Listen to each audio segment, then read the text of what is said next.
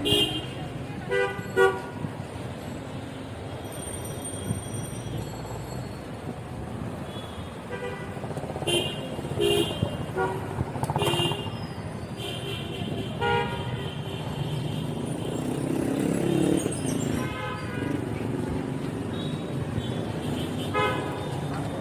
কঠিন গরমের মধ্যে তৃষ্ণার্ত ব্যক্তিদেরকে পানি খাওয়াচ্ছেন, স্যালাইন দিচ্ছেন। আপুটি নিঃসন্দেহ অনেক ভালো একটি কাজ করতেছে। এরকম অনেকেই করতেছে। আলহামদুলিল্লাহ, আল্লাহ যেন তাদের নেক আশা পূরণ করে। আমিন।